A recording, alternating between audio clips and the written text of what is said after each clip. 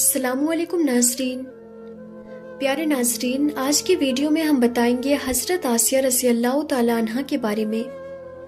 तो नाज़रीन, इस वाक़ये को मुकम्मल तरीके से समझने के लिए इस वीडियो को पूरा ज़रूर देखिएगा। तो चलिए नाज़रीन, वीडियो को शुरू करते हैं। हज़रत आसिया रज़ी अल्लाह ताला अन्हा ने अल्लाह पाक से दुआ मांगी, ऐ मेरे परवरदिगार, मेरे लिए जन्नत में घर बना दे, मुझे फ़िरौन और उसके बुरे अमल से निजात बख्श दे और जालिम कौम से छुटकारा दिला दे। हज़रत नूह अलैहिस्सलाम के पोते मिस्राम बिन हाम जिस इलाके में आबाद हुए, उसका नाम मिस्र पड़ गया। यहाँ किप्ती कौम परवान चढ़ी और फ़िरौन की हुक्मरानी हो गई। फिर जब हज़रत यूसुफ अलैहिस्सलाम मिस्र के हाकिम बने तो उनके वालिद हज़रत याकूब अलैहिस्सलाम अपने बाकी बेटों समेत मिस्र मुंतकिल हो गए और गोशन के इलाके में आबाद हो गए। उन्हें बनी इसराइल के नाम से पुकारा जाता है। फ़िरौन रमेसस दोम को नजूमियों ने बताया कि बनी इसराइल में अल्लाह का एक नबी पैदा होगा जो तुम्हारे इक़्तिदार का खात्मा कर देगा और उसके हाथों तुम्हें मौत आएगी।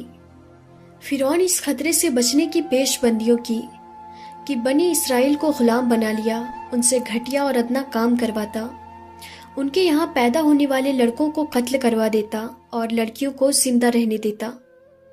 उसे मालूम न था कि अल्लाह पाक ने फैसला कर लिया है कमज़ोरों पर एहसान करके इक़्तिदार उनके हवाले करे। चुनांचे फ़िरौन को अंजाम तक पहुँचाने वाला बच्चा बनी इसराइल के यहाँ पैदा होकर रहा।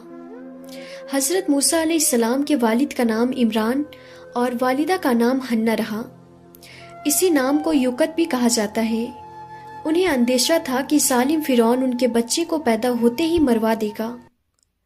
माँ को अल्लाह की तरफ से पहले ही वही आ गई कि बच्चे को दूध पिलाना और जब उसकी जान को खतरा हो तो उसे दरिया में डाल देना और डर या अंदेशा ना रखना। फिर इरशाद हुआ, इस नौमौलूद को संदूक में रखो, संदूक को दरिया में डाल दो तो दरिया इसे किनारे पर डाल देगा। फिर इस संदूक को मेरा और तुम्हारा दुश्मन फ़िरौन उठा लेगा। हज़रत मूसा अलैहिस्सलाम की वालिदा को तसल्ली भी दी गई कि हम इस बच्चे को तुम्हारे पास दोबारा लौटा देंगे और उसे अपने रसूलों में से बनाएंगे। हन्ना ने अल्लाह पाक की हुक्म की पैरवी की, साथ ही अपनी बेटी कुलसुमा, बाज़ रिवायत में मरियम यानी मूसा की बहन से कहा, इसके पीछे पीछे चली जाओ। चुनांचे वो संदूक को दूर से देखती रही। जब बच्चे वाला संदूक दरियाए नील के बहाव पर बहता हुआ फ़िरौन के महल तक जा पहुंचा तो फ़िरौन की बेटी और बांदी उसे देखकर बहुत मुताज्जब हो गई। उन्होंने उसे दरिया से निकाला और मलका आसिया जो फ़िरौन की बीवी थी उनके हवाले कर दिया। उन्होंने संदूक का ढक्कन खोला तो वो खूबसूरत बच्चे को देखकर बहुत खुश हो गई और फौरन बच्चे को पालने का फैसला कर लिया। फ़िरौन ने बच्चे को कत्ल करने का हुक्म दिया तो हज़रत आसिया आड़े आ गई और कहने लगी, ये बच्चा मेरे और तुम्हारी आंखों की ठंडक है, इसे कत्ल मत करना। हो सकता है ये हमें फ़ायदा पहुंचाने का बाइस बने या हम इसे अपना बेटा बना ले। जैसा कि कुरान करीम में अल्लाह पाक ने इरशाद फरमाया है, जिसका तर्जुमा है, फ़िरौन ने कहा, मुझे इसकी ज़रूरत नहीं, हो सकता है तुम्हारी आंखों की ठंडक बन जाए। इस तरह मूसा अलैहिस्सलाम की जान बच गई। ये खुदाई इत्तिफाक है कि मलका का ताल्लुक भी बनी इसराइल से था। वो दूर के रिश्ते में हज़रत मूसा अलैहिस्सलाम की फूफी लगती थी। उसके बाद रहमत खुदावंदी का एक और करिश्मा हुआ कि अल्लाह पाक के हुक्म से नौमौलूद ने किसी भी दाया का दूध पीने से इनकार कर दिया। हज़रत मूसा अलैहिस्सलाम पर दाइयों के दूध को हराम कर दिया। महल वालों ने ऐसी औरत की तलाश शुरू कर दी जिसका दूध इस बच्चे को मुआफिक आ जाए। तब हज़रत मूसा अलैहिस्सलाम की बहन सामने आ गई और कहा, मैं तुम्हें ऐसे अहले खाना की खबर ना दूं जो तुम्हारे लिए इस बच्चे को पाले। हन्ना आई और मूसा अलैहिस्सलाम लपक कर उनसे चिपक गए। इस तरह अल्लाह पाक के हुक्म से वो अपने ही बच्चे मूसा अलैहिस्सलाम की दाया बन गई। उनके और उनके कुंबे के लिए शाही वजीफे मुकर्रर हो गए। हज़रत मूसा अलैहिस्सलाम फ़िरौन की महल में पलकर जवान हो गए। अल्लाह ताला ने उन्हें अपना नबी मुकर्रर किया।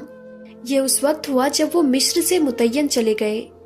इस वाक़ये में भी बाज़ रिवायत के मुताबिक हज़रत मूसा अलैहिस्सलाम को हज़रत आसिया की मदद हासिल थी। جب حضرت موسیٰ علیہ السلام سے قبطی مارا گیا تو یہ سیدہ آسیہ ہی تھی جن کی بر وقت اطلاع اور مدد سے موسیٰ علیہ السلام مصر سے جان بچا کر نکلنے میں کامیاب ہو گئے۔ حضرت آسیہ موسیٰ علیہ السلام کی پرورش کے دوران ان کی نیک فطرت سے اچھی طرح واقف ہو چکی تھی۔ چنانچہ جب موسیٰ علیہ السلام نے اپنے نبی ہونے کا اعلان کیا اور فرعون کے جادوگروں اور ان کے جھوٹے سانپوں کو اپنے عصا سے شکست دی تو وہ فوراً ایمان لے آئی، لیکن چونکہ اپنے شوہر رمیسس کے مظالم کو خوب جانتی تھی اس لیے اپنے ایمان کا اظہار نہ کیا۔ ایک دن وہ اپنی بیٹی کو کنگھی کر رہی تھی کہ ان کے منہ سے اللہ کا نام نکل گیا۔ انہوں نے کہا تھا، برباد ہو جو اس اللہ کا انکار کرتا ہے جو میرا، فرعون کا اور سب کا رب ہے۔ بیٹی بھی پکی کافر تھی۔ اس نے اپنے باپ فرعون کو خبر کر دی۔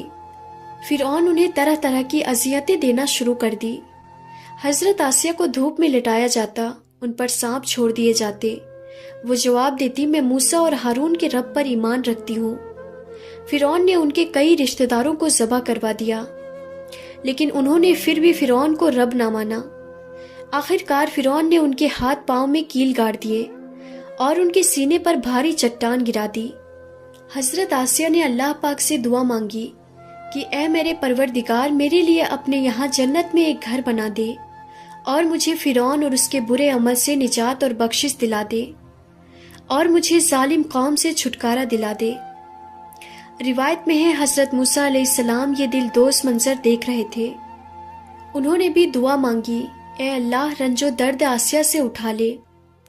اللہ تعالیٰ نے فرشتے بھیجے جنہوں نے حضرت آسیہ پر اپنے پروں کا سایہ کیا۔ پھر انہوں نے جنت میں محل دکھایا۔ وہ مسکرائیں اور اللہ نے ان کی روح کو اپنی طرف اٹھا لیا۔ حضرت آسیہ کا شمار جنت کی سب سے فضیلت رکھنے والے خواتین میں ہوگا۔ قرآن مجید کی سورہ تحریم میں اللہ پاک نے اپنے دو پاک نبیوں حضرت نوح علیہ السلام اور حضرت لوط علیہ السلام کی بیویوں کی مثال بیان کی، جو نیک بندوں کی بیویاں ہونے کے باوجود کافر رہیں اور جہنم کا ایندھن بنیں گی۔ ان کے ساتھ دو پاک دامن بیویوں کا ذکر فرمایا جو اپنی امت کی مومنہ عورتوں کا سرخیل ہوں گی۔ ایک فرعون کی بیوی حضرت آسیہ، جو فرعون جیسے کافر اور اللہ کے نافرمان کی بیوی ہونے کے باوجود اللہ پر ایمان لائیں۔